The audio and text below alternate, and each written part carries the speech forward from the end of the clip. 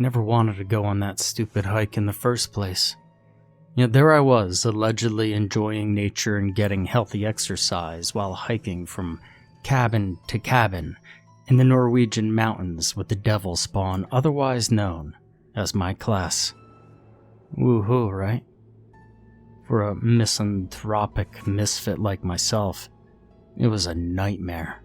Within half an hour of walking on the uneven path over the heather, I was at the back of the group. "Hey man, how's it going there?" Niles, the teacher, asked in a cheery tone. "It's fucking amazing," I growled. In spite of the cool wind, sweat was beading on my forehead, and my breath was growing short. I glared at Peter and John, who were bouncing along at the front of the group.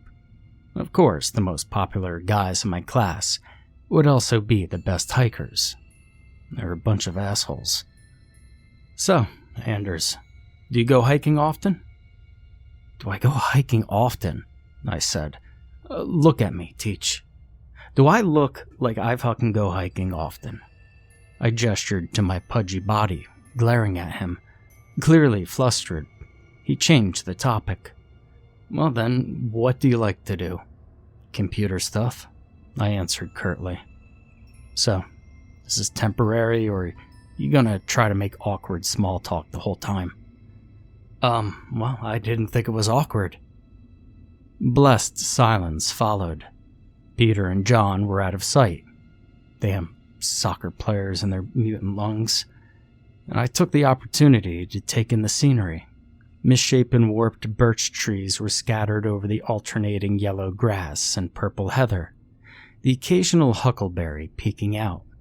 Mountains cascaded towards the sky on both sides, towering over us. It was quite breathtaking. Now that the devil spawn was out of sight, and lame-ass Niles had shut up, I found myself almost enjoying it. In fact, I realized the whole experience would have been quite pleasant if all these fuckers would just go ahead and die. I kicked at a rock and tripped. "Hey there, careful buddy," Niles said, grabbing my arm. "Don't want to go get injured on the first day, now do we now?" I sent him a death glare and we kept on walking in silence.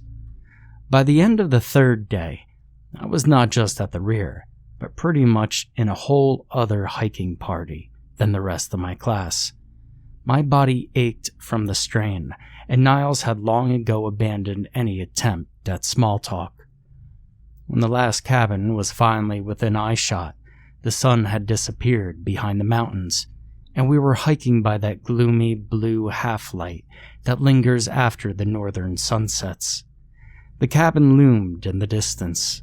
What we called a cabin was really a set of small red cabins, an empty campground, and a rather large main house. It could easily house 100 people, probably way more with the campground open. It looked out of place there, in the middle of the bare mountains. I was completely exhausted when I finally managed to drag my fat ass to the front door of the main house. As I pulled it open, I was immediately hit in the face with the laughter, shouting, and all the other sounds of general youthful tomfoolery. It was damn devil spawn, and a sour feeling spread through my guts. I was missing out on all of this. I had no idea how to socialize with these people. God, I just kind of wish they'd all die, and maybe then I'd get some peace and quiet. "So, Anders, it seems like the rest of the party finished dinner. I guess just you and me now." I groaned at the prospect. To add insult to injury, the dining room was on the other side of the common room. Not only did I have to endure the shame of being last, and of eating with the teacher, but I'd also have to do the walk of shame in front of all of them. I looked down at the linoleum floor, face burning like a brand as I endured the laughter of my peers.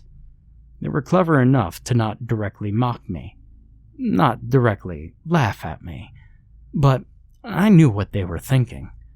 Niles and I sat down at one of the long tables in the empty dining room, and I stuffed myself full of the cold pasta as he chatted easily. A friend of his ran the place. It was technically closed for the season, but he had gotten us here as a favor. That's why there weren't any staff around. They dropped off food earlier that day, and now we had the whole place to ourselves. And so there we were, 30 kids, 2 teachers, and the vast empty space that stretched between the mountains. Eerie when you think about it, right? He said, winking. It was. I got up from the table as soon as I could, with every intention of going straight to bed. I took a deep breath to steady my nerves enough to walk through the common room again. Laughter rang through the door, filling the dining room, taunting me with happiness and camaraderie I was sure I'd never experience. I opened the door and felt their eyes on me as I shuffled through the room. "You can't even look at us," they mocked. "You can't even keep up on a hike. Fat loser. Go home, we don't want you here." I mean, nobody said anything out loud, but hell, I knew what they were thinking. I then walked quickly to the room I was sharing with Peter, John, and another kid. The assholes had left me a bottom bunk, like they were such nice people.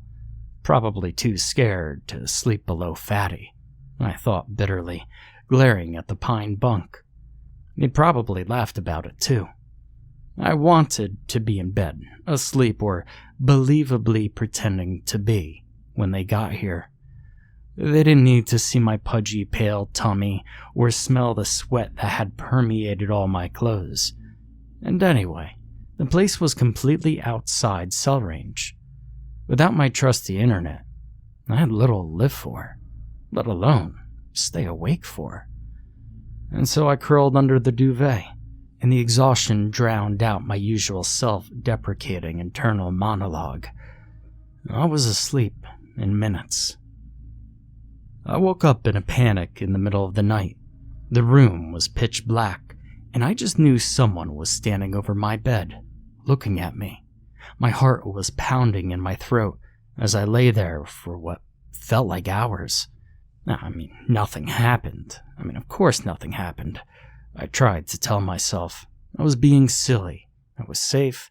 There was nothing but miles and miles of empty woods around here where anything could be hiding, could have followed us, could have seen us.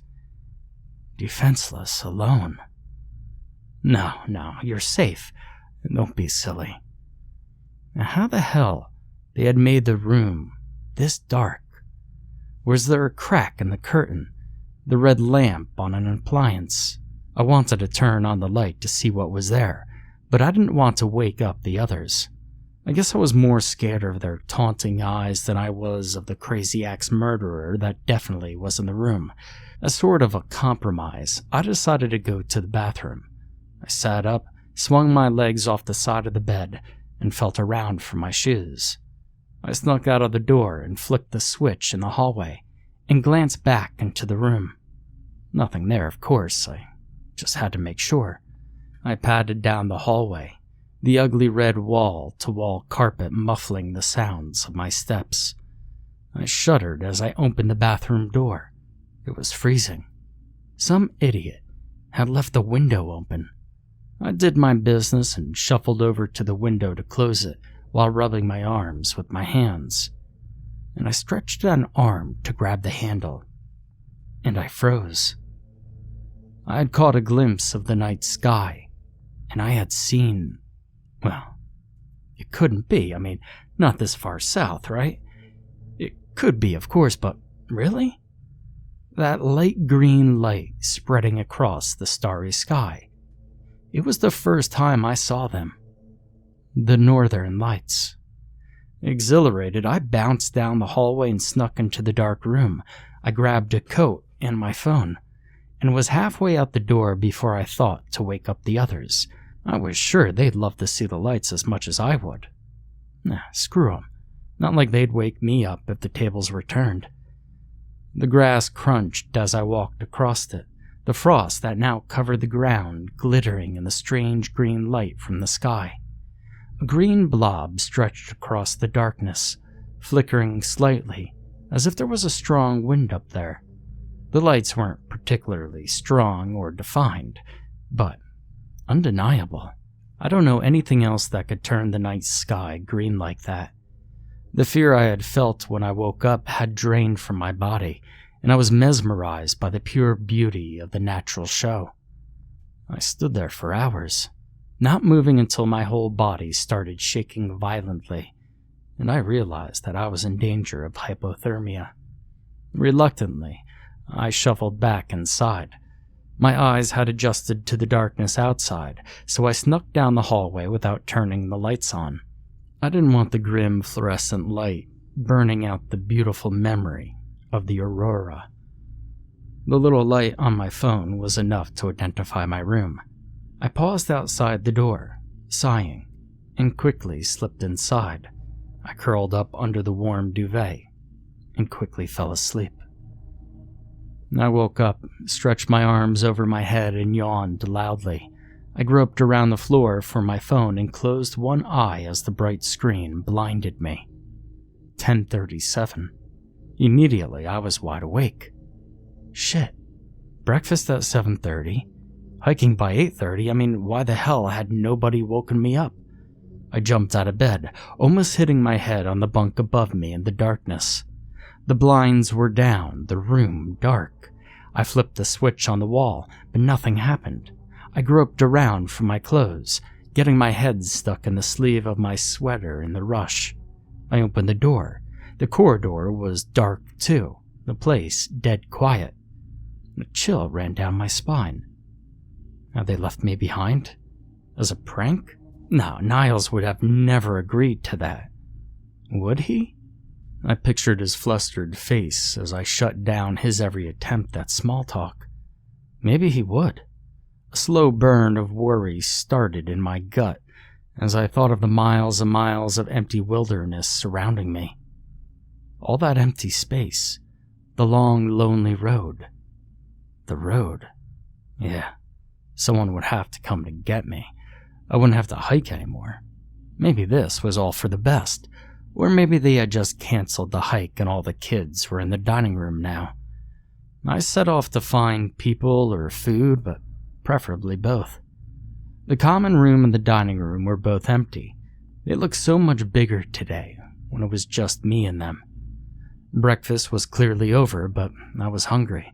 I crossed my fingers that I'd find some leftovers in the kitchen.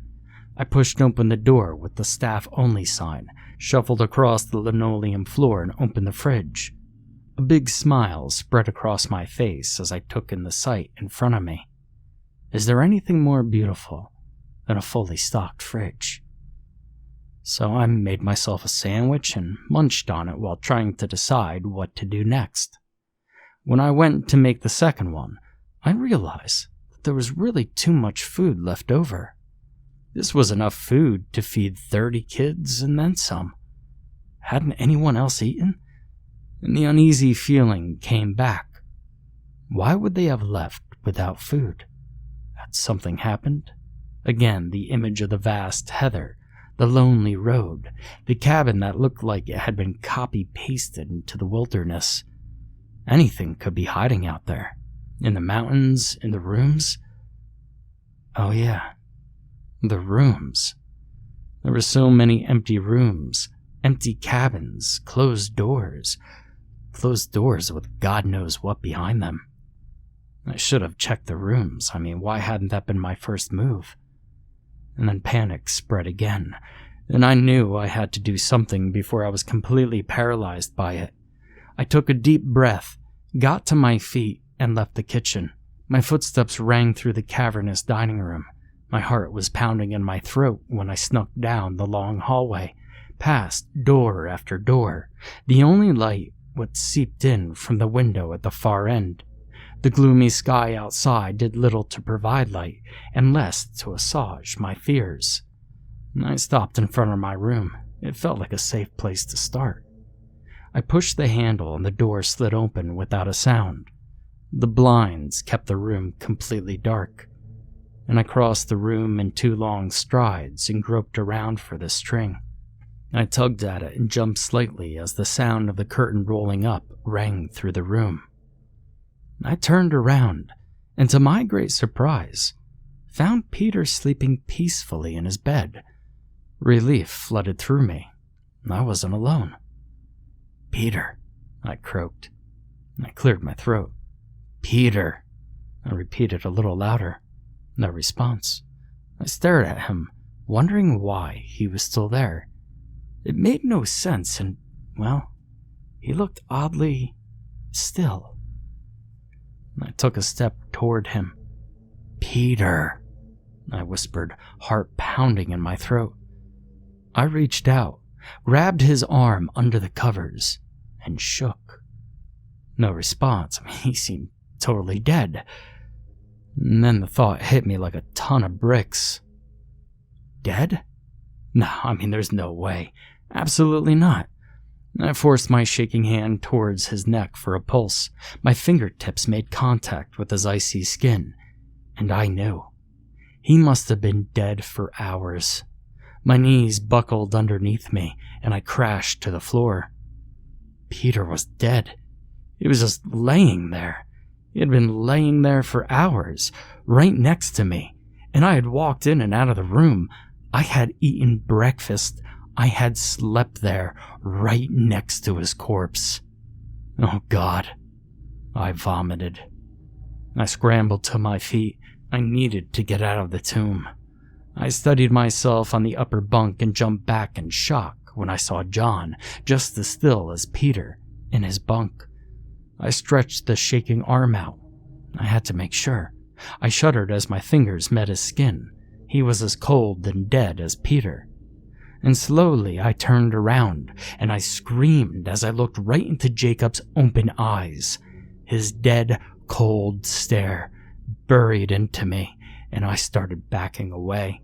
I hit the bunk behind me, and the force made John's arm fall over the edge, and it hung there, swinging. Now, I couldn't take my eyes off of the arm as I backed out into the corridor. I slammed the door shut and continued my desperate retreat until I slammed against the opposite door. My knees grew weak again, and I slid down the door. My arm connected with the handle, and the door swung open behind me. I staggered back. I was overbalanced, and I fell hard on my back. The fall knocked the air out of me, making me gasp for breath. I spotted an arm out of the corner of my eye, and still trying to swallow air, I turned my head. Lisa. Beautiful, blonde Lisa lay there, not moving. I poked at her arm. It swung in the air just like Jacob's had, and I stared at it, completely hypnotized. And slowly I turned my head. The girl in the other bottom bunk had rolled up against the wall. I steadied myself with my arm and pushed myself up. On my feet, I saw 2 more bunks, with 2 more corpses. I stumbled back into the hallway, looked side to side, and froze. There were so many doors. I only remember bits and pieces from what happened next. My complete panic turned into an all blur, running wildly down the hallway, pushing desperately at locked doors, slamming the doors that opened, closed, after revealing another tomb. I didn't find anyone alive. And finally, I collapsed into a heap outside Niall's room. My throat was aching from the screaming or the vomiting. I wouldn't say which. Tears were rolling down my face, my body shaking convulsively. Then I curled up in a little ball, face on the rough carpet, sobbing like a baby. Now eventually the part of my brain that was still running some sort of script managed to take over. Can't stay here. I peeled myself off the floor and sat up, leaning against the door. I should probably get out, I thought in a detached manner. I wasn't afraid anymore. I didn't feel anything. After all, if I were in danger, I'd be dead already. I should call the police. So I pulled out my phone out of my pocket. It had 20% battery and no signal. I pushed myself to my feet, leaning back against the door. I needed to find a high point, but would the battery last? I scrunched my eyes up, took a deep breath, and walked back into Niall's room. His phone was right there, next to the bed. I picked it up, pressed the button on the side, and watched it as nothing happened. I held the button for 10 seconds before I released it. Still nothing. The phone was as dead as everyone else. I forced myself to go into the next room. Christian, Thomas, Christopher, Lars. 3 phones lay on the little table by the window, all plugged into their chargers. First phone, dead. Second phone, well, I sent a little prayer to a god I'd never believed in as I pressed the button as hard as I could. Dead. Third phone, nothing. I threw it angrily at the wall, making a satisfyingly loud bang as it hit the wooden panel. Oh, I gotta start hiking and praying then. And when I pushed open the front doors, it felt like I was emerging from a grave. I took a deep breath and started walking towards the hill behind the cabin at a fresh pace. A path revealed itself and I marched resolutely along it.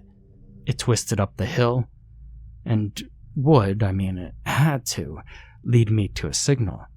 Now at first, I checked the phone every 5 meters, but as the battery level fell, I forced myself to wait longer and longer. The path twisted between small pine trees, back and forth across the hill. My face burned with exhaustion and frustration. Every time I checked the phone, the battery was a little bit lower. At 15%, the phone sent an angry message. Do you want to turn on battery saving? Fuck yeah, I do. 11%, 8%, 5%, and the screen dimmed the lights. A raindrop fell on the screen. Or was it sweat? 4%, 3%, 2%. A single bar blinked, and I screamed. With shaking hands, I pressed 112 and waited, praying. Police, what's your... No battery. Need the police at the cabin. They're dead. They're all dead. I need help.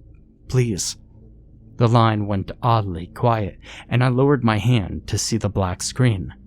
I hovered my thumb over the power button for a moment before I pressed it. That stupid opening graphic flashed across the screen, and I frantically typed in my PIN, pressed the phone icon, and watched in disbelief as the screen turned black again. I stared at it until the cold wind made me shudder. I was soaked with sweat, exhausted, and utterly freezing. Only then did it occur to me to wonder why they were dead. Now, you would think that would be the first thing on my mind, but for some reason it wasn't. But up here on the narrow path between the dark fir trees, my last avenue of communication gone, did I ask the question. What happened? Serial killer? No, why would I be alive? Poisoned food? Again, why would I be alive? They looked like they had died peacefully in their sleep. Airborne poison? Carbon monoxide? Hell, that made sense. You hear these horror stories. Busted heater, family dead. Why not school class? And I'd spent hours outside in the fresh air last night. I turned around. In front of me, a gap in the pine trees revealed a perfect view of the field and the cabin below, shattering my rational explanation. Because down there, in the heather and fields that surrounded the huts, was a perfect circle of brown dead heather and grass. The main building sat at the edge. The spot where I had been standing last night was right outside it. The police were there when I got back down. Later, the deaths were ruled accidental carbon monoxide poisoning. I was told to let it go when I asked about the circle. And the northern lights? They hadn't been visible anywhere over mainland Norway for weeks.